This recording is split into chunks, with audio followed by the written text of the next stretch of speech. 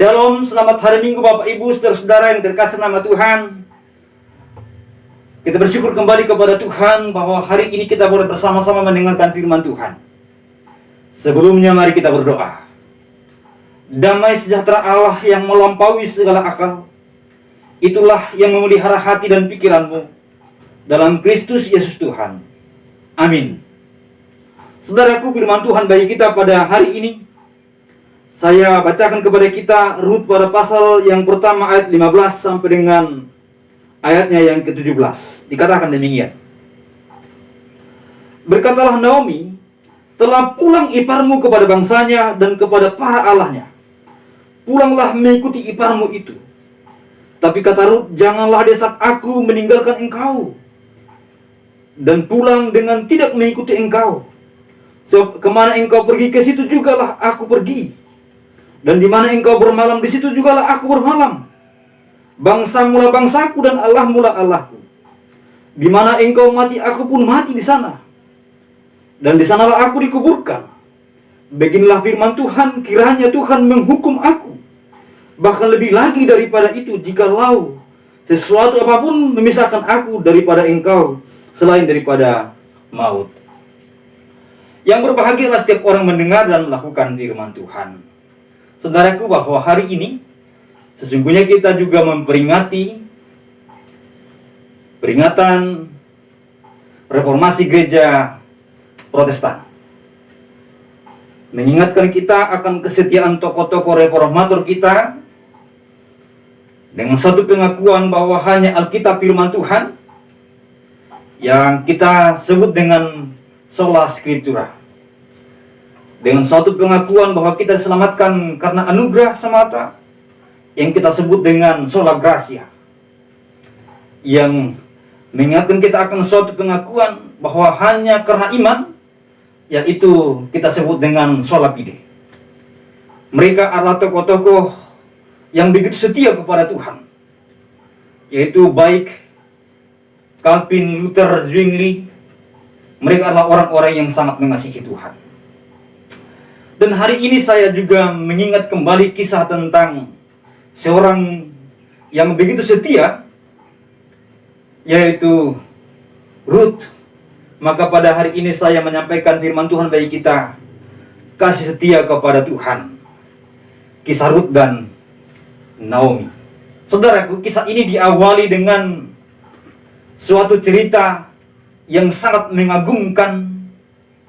Satu ketika terjadi kelaparan yang sangat luar biasa di daerah Bethlehem, Yehuda pada umumnya. Dan Elimelek, suami dari Naomi, mendengar bahwa di sana, di negeri yang jauh, yaitu negeri Moab, adalah negeri yang begitu banyak makanannya, yang berlimpah, masyarakatnya cukup aman, makan, dan nyaman. Oleh karena itu mereka memutuskan untuk pindah, mencari kehidupan di negeri yang baru, yaitu di negeri Moab. Saudara-saudara, Elimelek, Naomi, dan dua anak mereka, yaitu Mahlon dan Kilion, akhirnya pergi dan sampailah akhirnya mereka di negeri Moab. Suatu negeri yang mereka harapkan adalah negeri yang bagus, negeri yang indah, negeri di mana mereka menikmati kehidupan. Tampaknya awalnya demikian. Itu satu hal yang terbukti bahwa akhirnya Mahlon menikah di sana. Demikian pun dengan Kilion. Sehingga Elimelek dan juga Naomi sudah memiliki dua menantu, yaitu Orpa dan juga Rut. Terlihat bahwa segalanya berjalan dengan normal. Tapi tidak begitu lama lagi setelah itu, terjadilah kegetiran yang sangat luar biasa di tengah keluarga itu. Meninggallah Elimelek. Itu membuat suatu tekanan, membuat suatu kegetiran dan kengerian bagi Naomi. Apalagi bahwa mereka berada di tanah asing, yaitu di tanah Moab. Tidak lama lagi ternyata Mahlon pun mengalami hal yang sama. Dia meninggal di sana, meninggalkan istri yang belum punya anak. Tidak lama lagi akhirnya Kilion pun demikian. Akhirnya apa yang terjadi bahwa tinggallah 3 orang janda yang pasti akan sangat menderita. Naomi dengan 2 menantunya, saudara-saudara, dan 2 menantunya belum memiliki anak sama sekali ketika mereka ditinggal oleh suami mereka. Saudaraku, kehidupan terus berjalan. Dan kalau kita mulai kilas balik tentang kisah ini, maka Naomi mungkin telah berpikir betapa susahnya kehidupan. Dia mengharapkan yang baik sampai pindah ke tanah Moab, tapi yang didapat justru sebaliknya.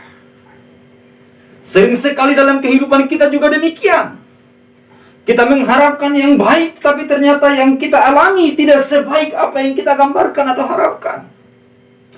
Dan itu terkadang membuat kita jatuh. Terkadang itu membuat kita down. Karena ibarat pepatah Indonesia jauh panggang dari api. Kita mengharapkan yang baik, tetapi yang buruk yang menimpa kita. Kita mengharapkan keindahan, tapi kegetiran yang kita alami. Dalam situasi seperti ini kita harus berseru kepada siapa? Dan apa yang kita harus berbuat? Saudara-saudara yang terkasih nama Tuhan, dalam situasi yang seperti ini Naomi kembali berpikir, mulai merenungkan kembali kehidupan. Dan seraya dia mengingat dan mendengarkan berita bahwa di sana, di negeri asalnya, Tuhan telah memperhatikan Yehuda. Tuhan telah memperhatikan Bethlehem sekitarnya. Tuhan telah memberikan mereka kehidupan, makanan dan kecukupan. Lalu dia berpikir untuk dia kembali ke sana. Dikemasnya lah barang-barang untuk kembali ke sana. 2 menantunya sebenarnya sudah siap untuk mengikuti dia sampai ke sana. Lalu kemudian saudara yang terkasih nama Tuhan, ayat 6 dan ayat 7 dari pasal ini menjelaskan kepada kita. Menantunya baik Orpa maupun Rut sudah memiliki niat yang sangat baik untuk mengikut dia. Dan mereka mulai berjalan untuk meninggalkan negeri Moab. Lalu di perjalanan itu berkatalah dia kepada kedua menantunya, pulanglah kepada keluargamu. Dia mengatakan demikian karena dia sudah tahu bahwa dia tidak punya anak lagi untuk kedua menantunya ini. Maka dia berpikir supaya kedua menantunya ini tidak lagi menderita sama seperti dia, supaya mereka bebas untuk menikah kembali dengan laki-laki lain. Tetapi mereka menolak bahwa mereka akan tetap mengikut dia. Akhirnya kembali Naomi berkata, aku ini sudah cukup tua dan tidak mempunyai anak laki-laki lagi untuk kuberikan kepada kalian. Alangkah lebih baik kalian pulang kepada keluarga masing-masing.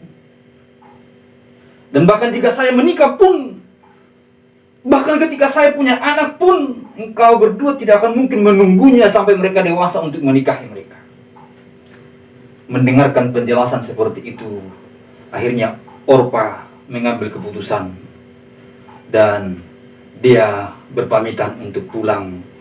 Akhirnya dia meninggalkan Naomi. Dia pulang kepada keluarganya. Saudara-saudara yang terkasih nama Tuhan, kemudian barulah kepada ayat yang telah tadi kita baca.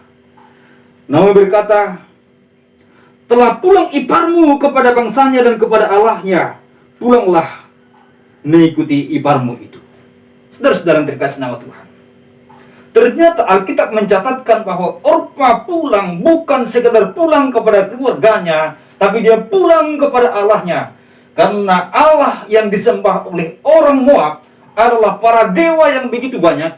Dan dewa yang terkenal bagi mereka adalah Kemos.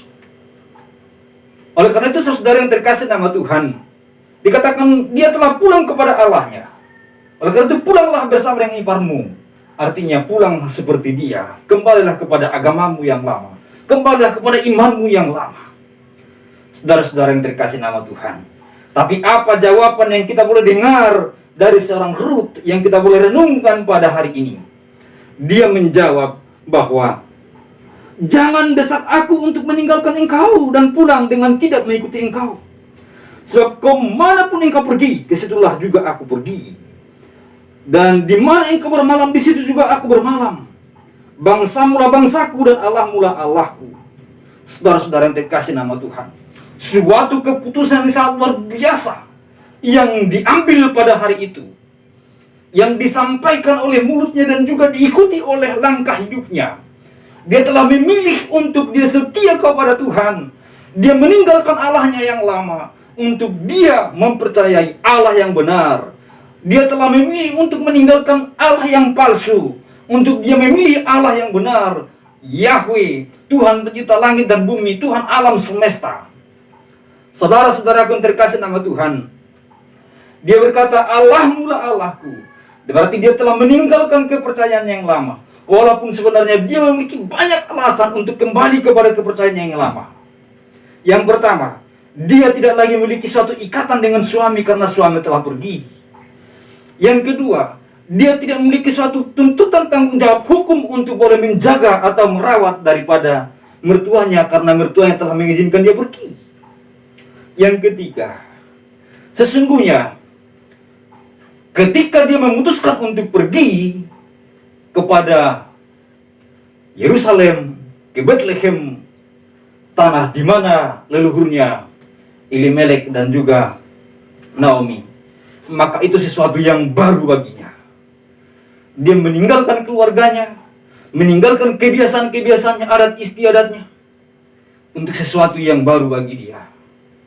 Sesungguhnya itu sesuatu yang berat sekali, tetapi dia telah memutuskan karena yang pertama pertimbangan masalah tentang siapa yang dia percaya, yaitu Allah. Saudaraku yang terkasih dalam nama Tuhan, sebenarnya di tengah pahitnya kehidupan seperti yang dialami oleh Ruth, yang dialami oleh Naomi, Ruth, dan Orpa pada waktu itu, sangat mudah sekali bagi mereka untuk berkata, baiklah, dulu saya di tempat ibadah saya yang lama, dulu saya ketika saya beragama dengan agama penyembahan kepada Dewa Kemas, atau beribadah kepada Allah yang disembah oleh orang Moab, saya hidup dengan baik. Ada saya punya bapak, ibu, dan kakak beradik, kami hidup baik. Tapi saya telah mengikut kepada kepercayaan yang baru ini, tapi ternyata mengalami kepahitan. Saya punya suami meninggal, saya punya mertua meninggal. Lalu mengapa saya harus bertahan dalam kepercayaan seperti ini? Lebih baik saya kembali. Dia tidak melakukan itu. Dia tetap mengikut Tuhan. Dia tetap setia kepada Tuhan di tengah-tengah kesulitan itu. Saudaraku, kisah ini menjadi sangat penting bagi kita saat ini. Ketika kita telah mengalami kesulitan selama beberapa tahun belakangan ini, di tengah-tengah pandemi, ada banyak saudara-saudara kita yang pergi, meninggalkan kita. Ada kesulitan ekonomi, pekerjaan yang terganggu, pendidikan yang terganggu, dan berbagai macam tantangannya. Saudaraku, baiklah kita tetap setia kepada Tuhan. Baiklah kita tetap mengambil satu keputusan untuk tetap di jalan Tuhan, walaupun itu kelihatannya sangat sulit, karena Tuhan memiliki rancangan terindah dalam seluruh kehidupan kita. Saudara-saudara yang terkasih nama Tuhan, Orpa yang tadinya begitu setia, tapi begitu mendengarkan suatu nasihat yang seolah-olah itu sangat masuk akal, dia akhirnya mundur secara teratur. Dia kembali kepada Allahnya. Tetapi Ruth, dia tetap setia kepada Tuhan, memandang kepada Tuhan, dan mengambil keputusan untuk tetap berjalan di jalan Tuhan. Saudara yang terkasih nama Tuhan, kemudian kalau kita membaca ayat selanjutnya, itu akan menggambarkan betapa pahitnya pengalaman daripada Naomi. Sehingga sampai-sampai ketika dia sudah hampir tiba di Bethlehem, orang-orang berkata-kata satu dengan lain, bukankah itu Naomi? Lalu dia berkata, jangan sebut aku Naomi, katakan dan sebutlah aku Mara. Karena kata Naomi artinya adalah kesukaan, dan kata Mara itu artinya kepahitan. Dia berkata bahwa hidupku telah terlalu pahit, maka jangan sebut saya Naomi, tapi sebutlah aku pahit, yaitu artinya pahit, yaitu Mara. Saudara-saudara yang terkasih nama Tuhan, Itu adalah suatu kehidupan yang dialami oleh Naomi, yang suatu kegetiran yang sangat luar biasa. Tetapi saudara yang terkasih nama Tuhan, puncak dari kisah tentang Rut ini, akhirnya Tuhan menunjukkan belas kasih-Nya. Dan pada akhirnya, kalau kita membaca kitab Rut ini sampai tuntas, akhirnya nanti Rut akan bertemu dengan Boas. Dan secara adat istiadat Yahudi, dia bisa menikah dengan Boas karena masih merupakan sepupu atau saudara jauh dari suaminya yang telah meninggal itu. Dan pada akhirnya kehidupan mereka dipulihkan, ekonomi mereka menjadi baik kembali, kehidupan mereka sungguh diberkati Tuhan. Saudara-saudaraku yang terkasih nama Tuhan, yang menjadi pertanyaan bagi kita, apakah kita mau tetap setia kepada Tuhan di tengah-tengah kesukaran yang kita alami belakangan ini? Mari serahkan hidup kita kepada Tuhan. Mari kita serahkan segalanya kepada Dia, dan tetap setia mengikut Dia sampai kepada akhir hidup kita, akhir hidup yang setia kepada Tuhan, yang menyenangkan hati Tuhan. Kita berdoa. Bapa yang baik, kami bersyukur kepadamu.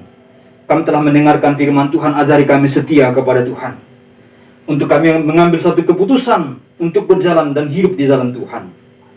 Tolonglah kami Tuhan, dikala kami lemah, kuatkan kami. Dikala kami berkekurangan, Tuhan cukupkan kami. Dikala kami sakit, Engkau sembuhkan kami. Inilah doa kami kepadamu Bapa. Tolonglah kami dalam seluruh kehidupan. Saudaraku, terimalah berkat Tuhan. Kiranya kasih karunia dan damai sejahtera dari Allah Bapa dan Tuhan kita Yesus Kristus, dengan perantaraan Allah Roh Kudus, itulah yang menyertai berkati saudara hari ini sampai selama-lamanya. Amin. Amin. Tuhan berkati kita semua. Sampai ketemu di edisi berikutnya.